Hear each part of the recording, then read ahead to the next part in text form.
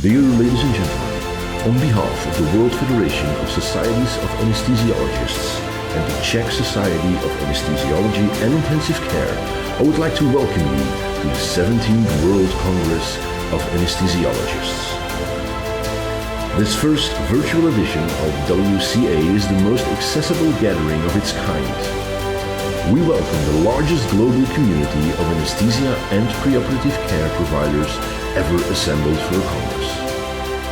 Thanks to the online platform, you have access to a comprehensive scientific program and you can meet, collaborate and share experiences with a truly global network. In other words, connect, learn and share.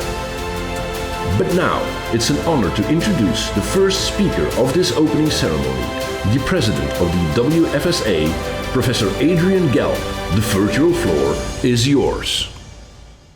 Hello, I'm Adrian Gelb, the President of the World Federation of Societies of Anesthesiologists. I am absolutely thrilled to welcome you to the 2021 World Congress of Anesthesiologists. This is a special Congress for WFSA and its 136 member societies, in part because it's fully virtual, making this the most accessible and inclusive Congress of all time, but also because we are meeting in extraordinary times and have developed a Congress that is extraordinary. Please make the most of your time to participate in the countless sessions and programs and to contribute to making this the best Congress ever. In other words, connect, learn, and share and celebrate our profession.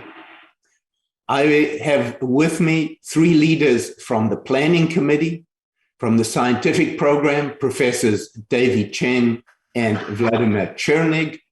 And now please meet my friend Karol Cevachowicz, past president of the Czech Society of Anesthesiology and Intensive Care Medicine, and president of the local organizing committee of this World Congress. Karol, we thank you, and the microphone is yours. Thank you, Adrian, and thank you, WFSA. Vítejte u nás, as we say here in the Czech Republic, or welcome to you all. On behalf of the local organizing committee, let me say that words cannot express how much we had wished to welcome you to beautiful Prague personally, but this time it's not possible. We will miss you until we see you here, hopefully soon. Yeah, I also take this opportunity to thank my colleagues organizers for the dedication of the 10 years since we put our World Congress bid together. But as Adrian mentioned, we have an amazing virtual program for you. You will see that we have over 100 scientific sessions that are both live and on demand, with over 400 renowned international speakers. There are countless workshops, problem-based learning discussions and discussion sessions, an industry hub, and 24 specialty tracks with numerous opportunities to network and meet with colleagues from around the world. And remember, all of the Congress resources, the videos, the sessions, and so much more will be available for you for 3 months until December. Thank you for joining us. It means a lot. And now it's my pleasure to introduce you to Vladimir Chern, who is the chair of the WCA Scientific Committee, and to David Cheng, immediate past chair of the WFSA's Scientific Affairs Committee. Both have been instrumental in putting the program together. Thank you, Karol, and thank you, everyone. On behalf of Professor Chern and myself, David Cheng, it is our honor to be here today with all of you at the beginning and opening of what will be a wonderful and memorable World Congress. Our thanks go out to the wonderful work of the WCA Scientific Committee, who have been crucial in the development of a high-quality program. Please join us in acknowledging and thanking them, as well as to each and every track chair and co-chair who have contributed so much of their valuable time to make this comprehensive program the most exciting ever. This WCA program has something for everyone, whether you are trainees, practicing community or academic anesthesiologists globally. Thank you. Thank you, David, and thank you, Vladimir. No Congress would be complete without our friends from industry who bring their innovative and life-saving products to hospitals around the world. Without their advances and products they make, we would not be able to keep our patients safe. And that's why here today, we are very proud to highlight the work and dedication of our industry sponsors. First, I would like to sincerely thank our platinum sponsor, GE Healthcare, for the incredible support they have given us. I would also like to thank our gold partners, CSL Behring and Massimo, for their continued belief in the World Congress of Anaesthesiologists, and our silver partner, Mindray. I would also like to recognize our other industry supporters. Thank you to each and every one of you for your generous partnership. We couldn't do this without you. Thank you, Carol, and thank you to each of our industry sponsors. I'm one of the fortunate few who have been lucky enough to serve as president of the WFSA. I'm honored to be leading a federation that is the global voice of anesthesia.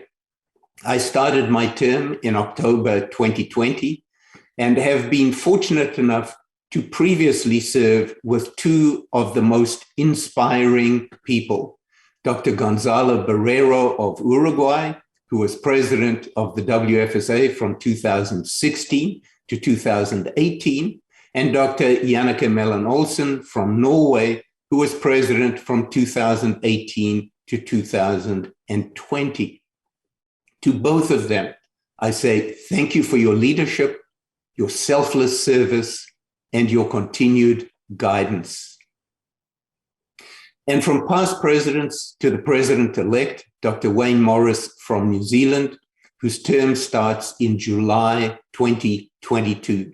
Wayne has held many key positions within WFSA, including board member, director of programs, chair of the education committee. He is also a founder of the essential pain management courses, which have now been rolled out in 63 countries worldwide and trained over 15,000 clinicians. WFSA is in safe hands. This year has been designated by the World Health Organization to be the International Year of the Healthcare Worker. And what a year it has been, especially for the anesthesia workforce. Anesthesia professionals have worked tirelessly on the front line and have been strong and resolute in the face of COVID and saved countless lives. Though sadly, we have also lost a large number of our own dear colleagues to this terrible disease. We all know how vital our specialty is for a fully functioning health system. Yet in many parts of the world, the anesthesia workforce is notable for its absence. A density of less than 5 physician anesthesia providers per 100,000 population has been recorded in 77 countries. And even when non-physician anesthesia providers are included, 70 countries still fall short of this critical threshold. This is a deep concern for all of us, and we know that at least an extra 136,000 anesthesiologists are needed to achieve the minimum density in all countries. Clearly, it is time for governments to prioritize our profession and invest in its future. And that is why we will be highlighting and returning to the theme of the anesthesia workforce throughout this Congress. And on that note, I ask Wayne to introduce our first WFSA Distinguished Service Award winner and Janneke to introduce the second. These awards are given for outstanding service to anesthesia and to the WFSA.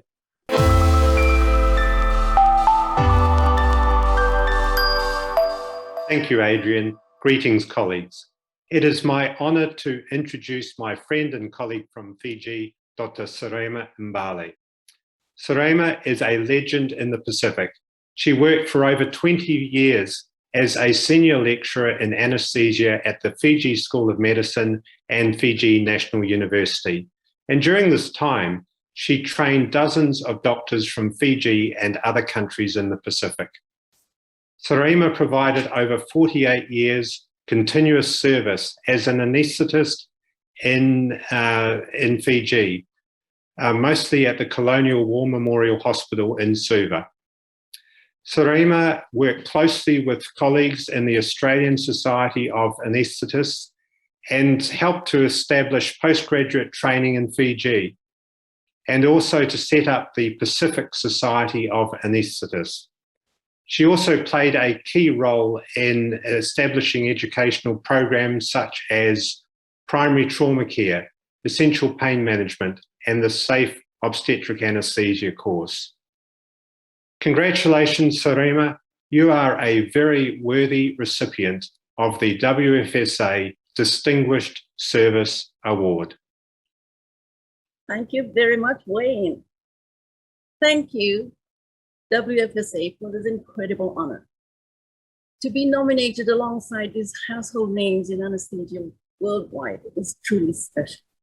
However, I cannot claim all the credit because I leaned very heavily on my colleagues and friends of the Australian Society of Anaesthetists through the ODEC members whose staunch support has been unwavering. Thank you, ASA ODEC. To my amazing colleagues in the Pacific region, East Timor and Papua New Guinea, I am proud to share this award with you, acknowledging your contribution in providing high-quality anesthesia and critical care service amidst untold challenges. You are the real heroes. And to my family for their love and support throughout this journey. Naka Wakaleo.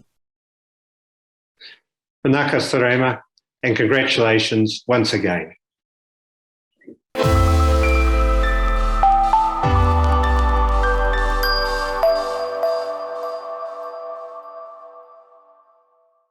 Congratulations, Serema. I have now been involved in global health for more than 40 years and met many committed colleagues. One person stands out.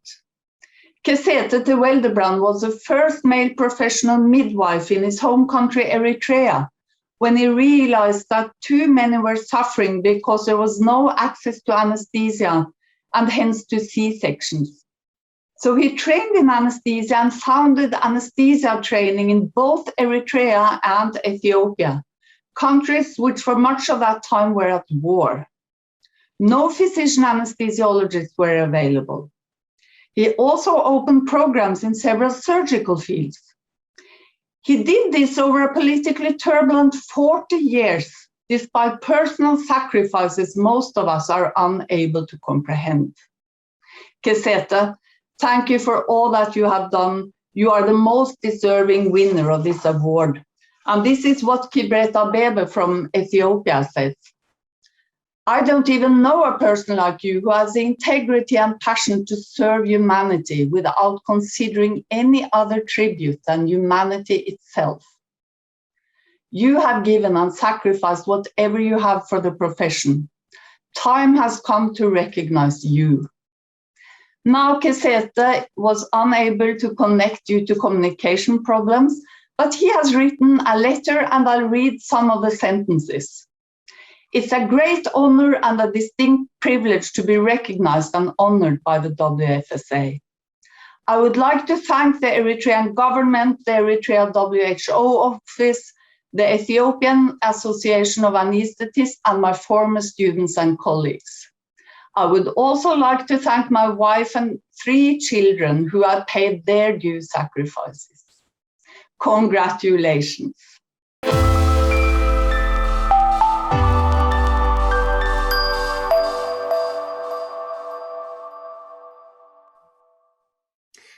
From honoring 2 remarkable individuals, we now turn our attention to an issue central to global health, the crisis in the anesthesia workforce. To join me in this conversation are WFSA representatives from different regions of the world. Janneke Mellon-Olsen from Norway, Gonzalo Barrero from Uruguay, Wayne Morris, New Zealand, Bisola Onajen-Obembe from Nigeria, and Sheila Meatra from India. Together, we'll be exploring the challenges we face and ways in which these challenges can be addressed. And I'm going to start with you, Bisola.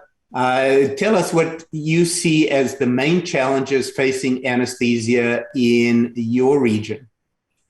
Well, in Nigeria and West Africa, generally, the problem is the numbers. We do not have enough anesthesiologists. We do not have enough physician anesthesiologists. Nigeria in particular, it seems, we have great numbers, but when you look at our population, we have a high population, and when you divide the number of anesthesiologists with our population, we have about 0.5 anesthesiologists per 100,000 population. That is very low. And so that's a real problem in Nigeria, in West Africa, and I think it's the same in all over Africa, the rest of Africa as well. Sheila, is that the same in India? Because I know you have a high population as well. Yes. Yeah, Sheila? That's right. We do have a big number of anesthesiologists, but in proportion to a population of 1.35 billion people, they're never enough. I'd like to say that in India, we face some real unique problems. In addition to the emergency work that we're doing with obstetrics, trauma, cancer surgeries, and other elective and emergency work, we faced 2 unique problems during the second wave. And the first problem that we faced was oxygen shortage. Throughout the first wave and the pandemic, we always thought we would have a shortage of ventilators or workforce. Oxygen shortage was something we were totally ill-prepared for. We never imagined that we would have an oxygen shortage. There was a sudden surge in cases, and there was a big imbalance between the demand and the supply of oxygen. And for the first time, anesthesiologists were at the forefront trying to conserve oxygen, triaging patients, and trying to manage with the limited resources. The second unique problem that we faced in India was a surge in the cases of mucormycosis, probably because of the excess use of immunosuppressant therapies. And anesthesiologists, many of them had never seen a single case of mucormycosis. And we had several cases coming into the operating room for debridement. So we had to quickly read up the literature, exchange our experiences, and share our knowledge to deal with these cases. So these were 2 unique challenges that we faced during the second wave. It's really interesting. And you raise it, the 2 of you, some interesting themes that are emerging here. One is absolute workforce. The other issue is the management of COVID crisis. The third issue is the lack of adequate investment in infrastructure relevant to the perioperative ecosystem that includes the intensive care units. One of the issues that hasn't been raised that may be equally important and goes beyond just absolute numbers, and that is workforce distribution. Janneke, I wonder, in your healthcare system, which is totally differently funded, I'm sure, to many of the rest of us, do you have a workforce issue and do you have a distribution issue?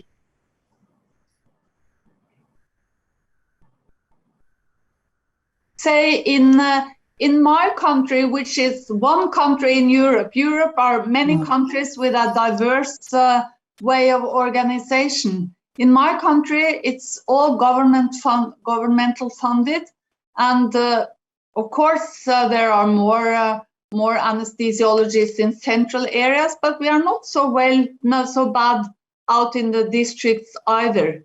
But this is different in different countries in Europe. And in some countries of Europe, there is a number issue, which is not in mind because anesthesiology is a very attractive specialty. It's one of the most attractive specialties there are for people who want to become doctors. For doctors. So we don't have that. But what I think we all have felt in Europe, as in the other parts of the world during the COVID period, is the welfare issue, the well-being of anesthesiologists and others, because people have been overworked in my country as in others, and some of them were ill-prepared for that. So that's one thing which we might return to in our discussion. Absolutely. We should return to the well-being issue, but I'm also intrigued by the attractiveness because anesthesia is not necessarily viewed as an attractive specialty in all parts of the world. And Wayne, what is the perception and the situation in New Zealand and in your region generally? So I think, Adrian, the anesthesia is seen as an attractive specialty in my country, New Zealand.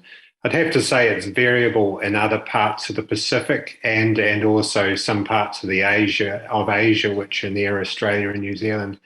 And I think the workforce requirements are very different in countries that can be very small with just a couple of thousand people, or countries that have hundreds of thousands of people, or hundreds of millions of people. And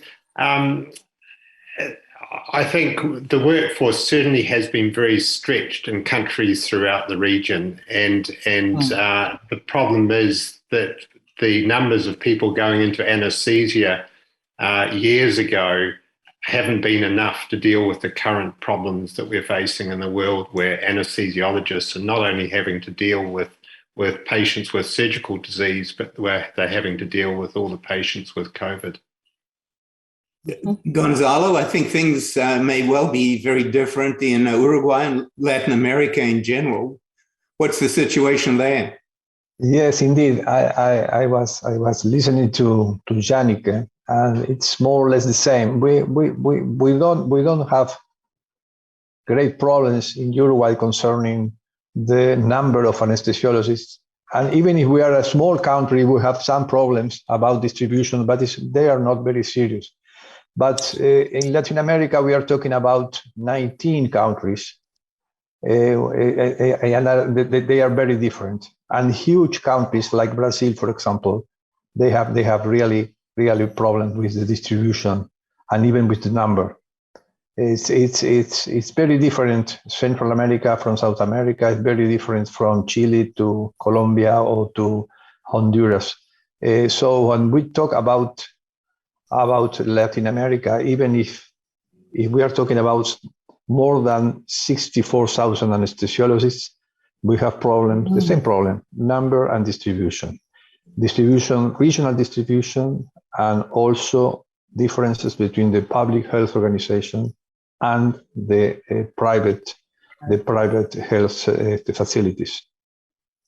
Yeah, can I also say that in Nigeria, we have a problem with distribution because many of the anesthesiologists prefer to stay in the cities, big hospitals in the cities. And you have hospitals in the northern part, the rural area, the suburban areas lacking anesthesiologists. So you do have some states in Nigeria that, do not have anesthesiologists at all. So that's similar to what Jannike has said. Mm-hmm. And it's exactly the same in the United States and Canada. By the numbers, we have plenty, but by distribution, we don't. We have huge pockets that are underserviced. And I want to pick up on a theme again that Sheila had introduced, which was COVID. And Gonzalo appropriately pointing out the diversity of countries, 19 in Latin America, I think 54 in Africa. I'd be interested in hearing more about the experiences, how anesthesiologists have managed, but also the overarching question of importance to an entity such as the WFSA. Did the COVID crisis bring us closer together? Did it make us work as a better integrated group across nationalities? Or was COVID divisive? And how do we prevent that in the future? Janneke, do you want to have a go at that? Yes, thank you very much. I think you raised a very interesting point here. In Europe, we are special in that sense that most of the countries' anesthesiologists are also in charge of intensive care. So that means that has always been part of our portfolio and that we are very visible in that. And that has helped us, of course. We have that intensive care environment, friendship communities. And we were really taken with the first, when Italy got the first wave, our Italian colleagues who were just overworked, working night and day and totally unprepared for what was coming. They took time to share with the rest of us in Europe, giving the recommendations, their experiences, and so on. So in that sense, that was the start of a very cohesive response in Europe, that we were working very closely together in many aspects. But if you look at on the global scale, there could be questions about that, because we know, of course, how it has been with the low, middle, and high-income countries. The high-income countries have grabbed all the resources they could have at the expense of poorer countries and so on. So it's a very good question that you raised there, and I'm sure the others have some interesting comments as well. So Sheila, what did COVID do in India across the 29 states you have, but also across the SAARC region, where I know some of the borders are pretty rigid borders? Was there, in fact, any coming togetherness through COVID to support each other? Right. Like they say, every cloud has a silver lining. So I think there were some positives with COVID. Definitely, this was in India a unifying experience. So in different states, like Bisola said, concentration in the cities, and there's wide variation in the practices in the healthcare system within the country. So for the first time, people were cross-talking, sharing their experiences. And I think we were coming together, and discussing something that we didn't know too much about. So I think it was a unifying experience, and not only among anesthesiologists, but also across specialities. And one thing I want to tell you about the positives, anesthesiologists have always been looked at, are known to be experts at airway management and resuscitation.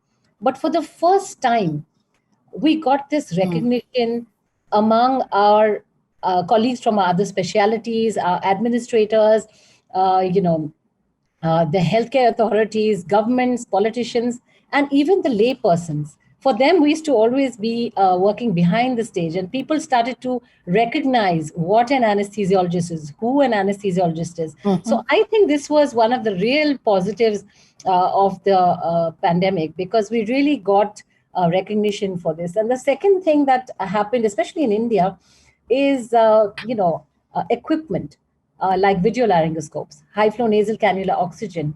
There was a wide variation in the availability of this, and it would be largely in the teaching institutes, university teaching hospitals.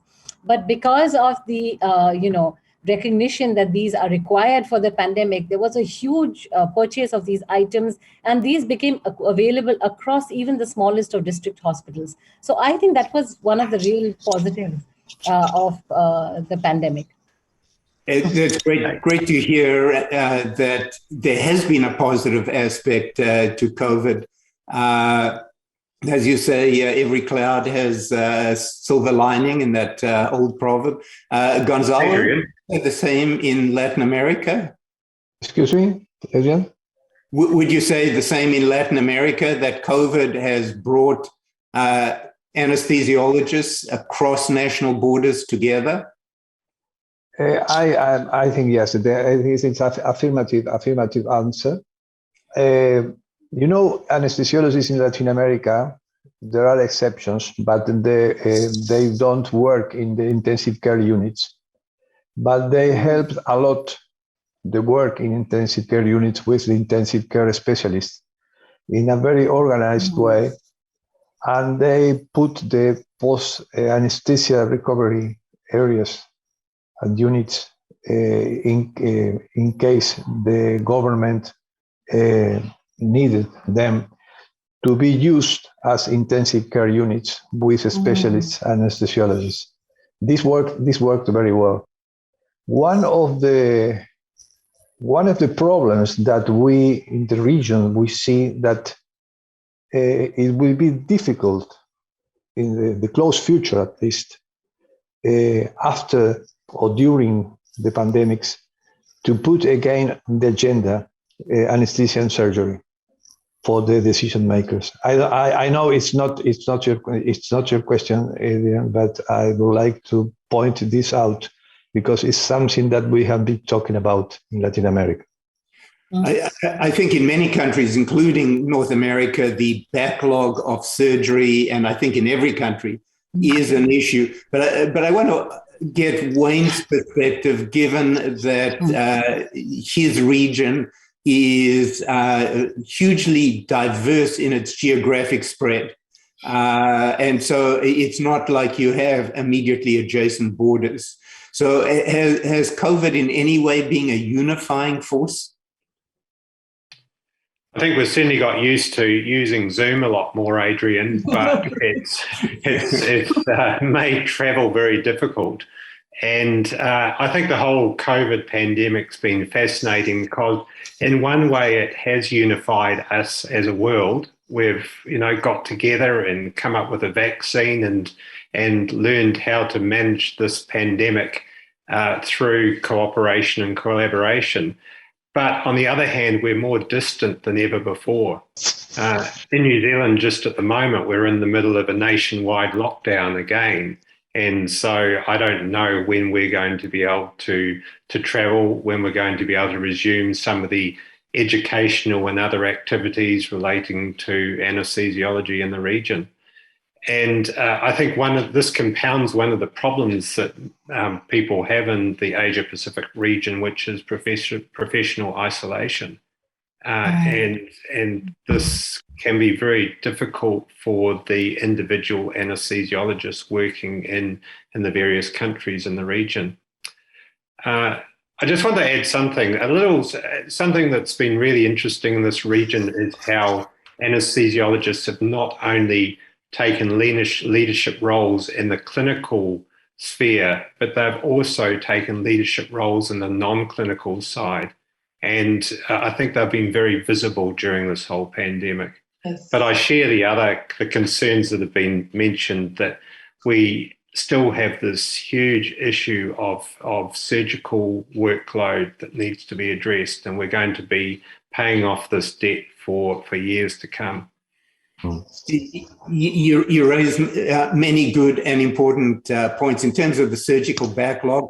I think I saw an estimate recently that at the current rate of work, it's going to take over 7 years to just catch up to where we should have been. So we really do need to see governments scale up the access to safe anesthesia and surgery.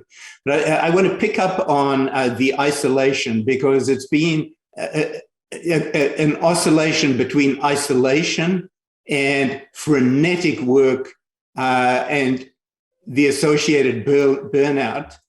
And on the good side, it has brought burnout out of the dark shadows and put it center stage as a legitimate real entity. So important, in fact, that our Harold Griffiths lecture is by Professor Christina Maslach, famous for the Burnout Survey, who will be speaking about burnout. So I hope those of you who are joining us in this panel will join us at the Harold Griffiths lecture, and also hear about the workforce challenges from Edna Adan Ismail.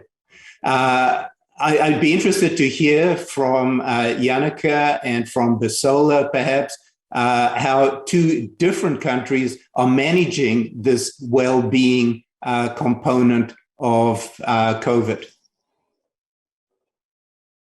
Well, if I am to start, and again, I am representing Europe in this discussion, and it varies throughout, but it's quite high on the agenda. And in my setting, I see that the leadership they are very much aware of it and have some strategies to do with it, like colleague support, also trying to let people have some time off if required, and so on. So it's high on the leadership's agenda in my own setting, but it's not the same elsewhere. And we are working on that in the European Board of Anesthesiology to help each other to deal with a burnout issue and overwork and so on. So it's very high on our agenda. And again, as so many are involved in ICU, it makes it even more a priority in Europe. Yeah, in Africa generally, some countries, anesthesiologists are devastated. They are under a lot of stress because of the high number of critical care of patients that they have. And this has affected not just their health. Some of them, many anesthetists physically was sick. Yeah. We lost some anesthetists, even in Nigeria, to COVID. I don't want to talk about anesthesia alone. Healthcare workers generally, a lot of them are devastated when you see a patient die after caring for that patient for long hours and the patient does not make it. So this has led to burnout and high pressures. However, we have tried to support ourselves. The thing about our societies, Nigerian Society of Anesthetists and other societies in other nations all across Africa, it seems that we are we're closer. We're not seeing ourselves, but the webinars, the resources that we have, the conversations, the WhatsApp, it's interesting how WhatsApp has come to save the day because you have messaging real time, in Kenya talking to Nigerians, different places. So it has helped in a way to increase the kind of conversations that we make, to ourselves, despite the fact that we are not together and we can't travel and we can't see ourselves, so this has been helpful. Wayne, what's the perception of wellness among the perioperative provider group and what steps are being taken? I can tell you in a lot of North American departments, we've put in place wellness programs, lectures, talks, resource centers, peer group help. Has it been the same experience in your region, Wayne? I think that wellness is out in the topic of wellness is out in the open in Australia and New Zealand. I'm not sure that that's the case in some of the countries with more limited resources in the region, and I think it is still a hidden problem. And I suspect that many of my anesthesiologist colleagues in the Pacific and parts of Southeast Asia are probably really stressed, and they don't necessarily have the resources to go to try and help with some of these issues. I'm going to end by doing a round of asking each person to, in 20 or 30 seconds, to outline what you think are the crucial solutions that should be pursued, so that we come up with a priority list of things that need to be addressed or ways to address them. And let's start with you, Sheila. what would be on your quick wish list for solutions to the anesthesia human resource crisis?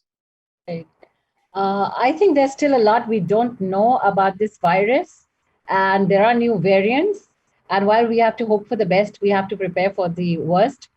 And I think what the pandemic so far has taught us, that we call ourselves perioperative physicians, but a lot of us are working, in the comfort of the operating room and have just been pushed into outside the operating room areas.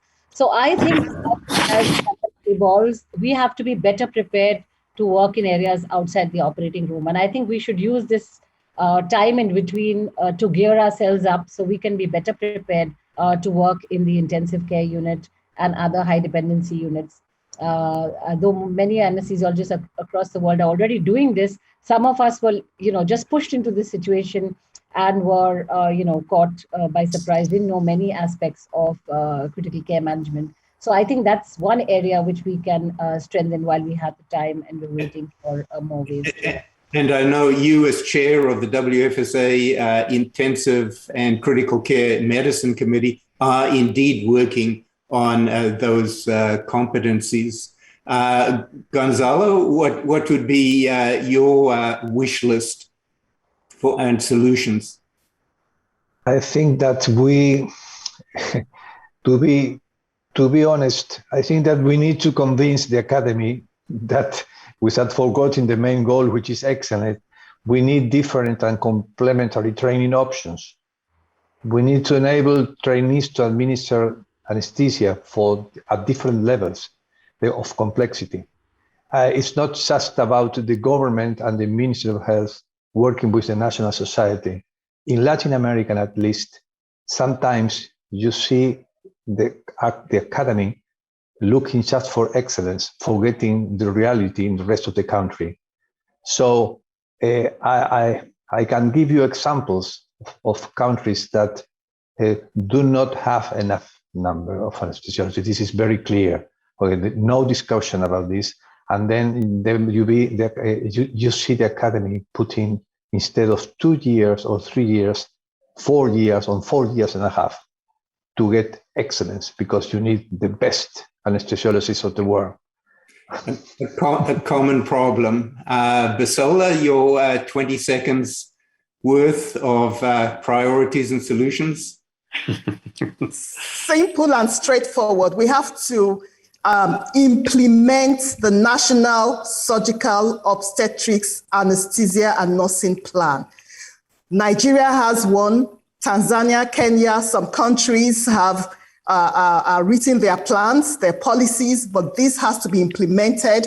And that means that we have to train, we have to leverage our training programs, and we have to make sure that we have the equipment to work with. That's it. Adrian? Wayne? I think the solutions fall under 3 headings. The first is advocacy, the second is education, and the third is working together. And we just need to accept that we still have a fairly low profile and our different roles are not understood by everybody in government and patients and colleagues. And we really need to remind people of our multiple roles and get adequate resourcing for that. Education's critical, obviously, and anesthesiologists need to lead the education programs and ensure that they meet the needs of the countries they're working in. And also, finally, working together. We sometimes don't have to reinvent the world. Societies can work together, the organisations can work together to really tackle some of these workforce issues. I strongly support Bisola's recommendation for national integrated planning, even in high-income countries. The entire perioperative ecosystem must be an integrated, planned, and costed whole, so that everyone has access to safe anesthesia and surgery care without financial penalty. Janneke, as the immediate past president, the last word go to you. Well, thank you. I think one main reason why anesthesiologists is so high prestigious and attractive and rather well known by the public in in my setting is just that we are doing different things like anesthesia, intensive care, critical emergency, and pain treatment. So to keep that diversity, high profile, and as some of you have mentioned, and I would also like to underscore that, is to implement national surgical obstetric and anesthesia plans. And those are for all countries, not only for low-income countries. So this is something we should work together on, all of us. Thank you. Absolutely. Thank you, dear panelists from around the world, for your input, thoughts, and wisdom. This has been a great session. Thank you. Thank you. Thank you again. Bye-bye. Looking forward to seeing you all.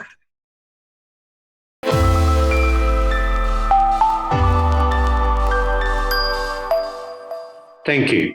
It is now my honour to introduce the next WFSA Distinguished Service Award recipient, Dr. Isabelle Walker from the United Kingdom. Isabelle specialised in paediatric cardiac anaesthesia and clinical safety at Great Ormond Street Hospital in London. She developed an interest in international anaesthesia through surgical work in a variety of sub-Saharan African countries. Isabelle was chair of the WFSA Publication Committee from 2012 to 2016 and also led the AAGBI Uganda Fellowship Program from 2008 to 2018. She is a founding trustee of Lifebox and helped lead the introduction of the WHO Surgical Safety Checklist and distribution of Lifebox oximeters worldwide. Isabelle played a central role in the development of the Safer Anesthesia from Education SAFE program, including Safe Obstetric Anesthesia, Safe Pediatric Anesthesia, and Safe Operating Room. Isabelle, thank you for all the work you have done, and congratulations on this award.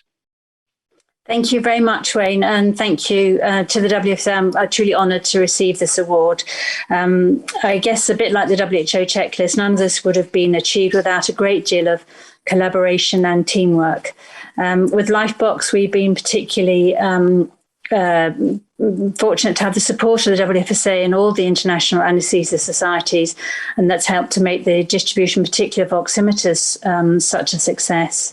With the SAFE courses, I'd like to make a particular mention of the Uganda Society of Anesthesiologists. All of our courses were piloted and trialled in Uganda, and without support and the input from the Ugandan anesthesiologists, the courses wouldn't have been the success that they are today. So thank you. Thank you so much to the WFSA, and thank you so much to all of my colleagues. And thank you from us too, Isabelle. Congratulations once again.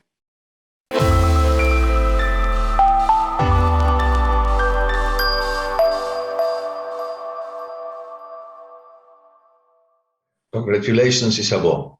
It is now my pleasure to introduce to our final Distinguished Service Award winner, Dr. Ian Wilson. Ian worked for 36 years as a clinical anesthetist and as a lecturer in anesthesia in Zambia during this training. He helped devise the AAGBI Uganda Fellowship and developed the SAFE courses, Safer Anesthesia from Education. He led on much of World Federation international work and was a special advisor to the development of the Surgical Safety Checklist. He was president of the AAGBI and was awarded the Gold Medal for Innovation. He has co-edited 5 books, and he also started the World Federation Journal Update in Anesthesia.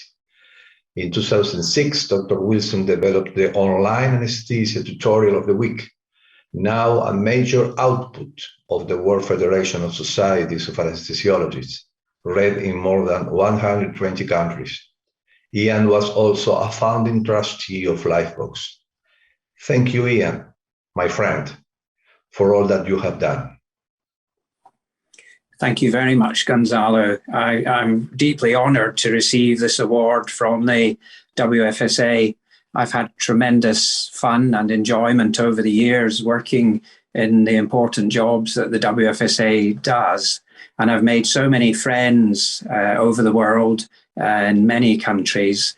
And it's a particular pleasure to see that some of the work we started those years ago continues today. And in particular, Tutorial of the Week and SAFE is great to see the successes that are being enjoyed. So thank you very much. Congratulations again, Ian. I now take the opportunity of handing you over to Bernd Metz, who will introduce the winners of the World Federation of Vicini's KB Innovation Awards.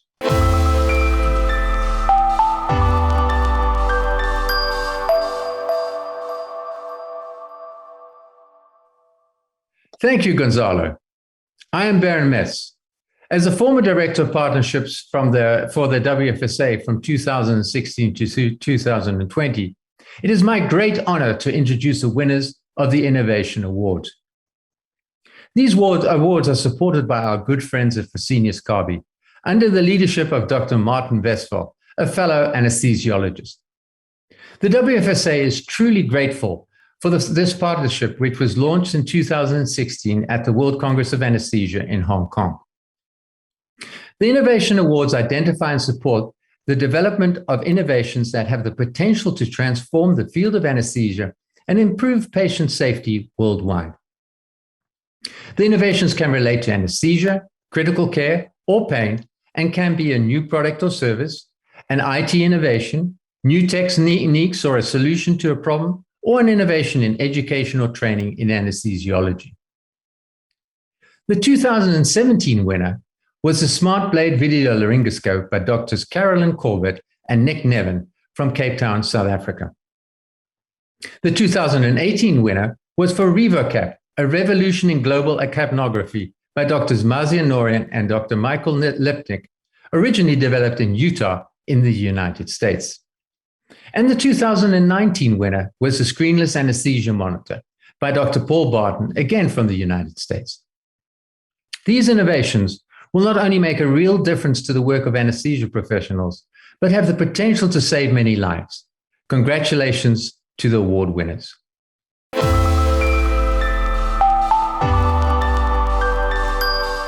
Thanks, Bernd. I would now like to talk very briefly about the impact of the WFSA and the role of our global impact partners. We have an amazing organization focused on impact. And I emphasize it's not about novelty that journals or granting agencies focus on. It's about the impact one has. Our committees represent 68 different countries. We have a YouTube channel with millions of downloads. And in the past 5 years, we've trained over 6,000 clinical providers. And this would not have been possible without our 3 global impact partners. With the Laerdal Foundation, we've worked in Tanzania, Zimbabwe, Nepal, Bangladesh, and India, and we've trained over 500 clinicians and 130 master trainers.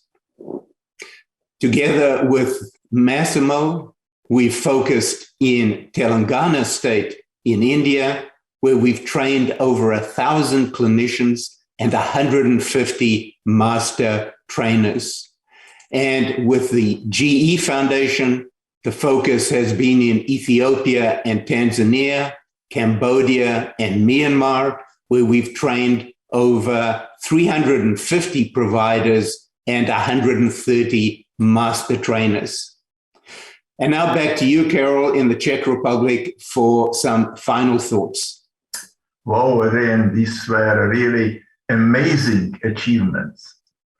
This is going to be a very special Congress. We want you to connect, to learn, and to share. And we want you to enjoy yourselves.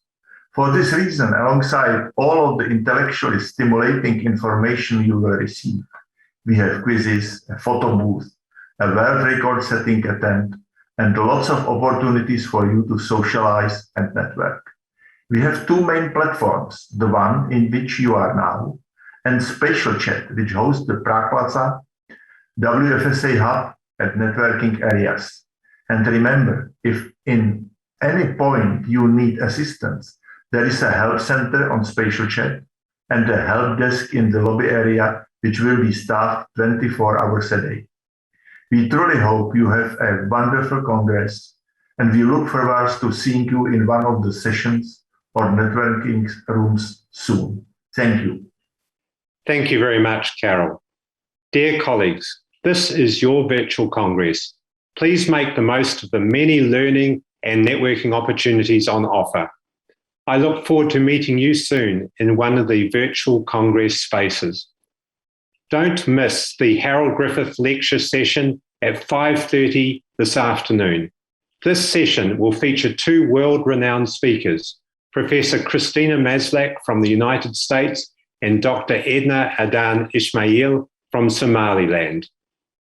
Join us for the world record CPR training attempt at 1 p.m. this Saturday. We need representatives from as many countries as possible. And don't forget the many other keynote lectures, symposia, and interactive learning sessions. All the program information is only a couple of clicks away. Enjoy your virtual Congress. Connect, learn, and share. Dear ladies and gentlemen, once again, welcome at the 17th WCA. Enjoy this truly unique event and check out the full program, the event platform and network on the Prague Plaza. Don't miss the Harold Griffith lecture later today. And remember, connect, learn and share.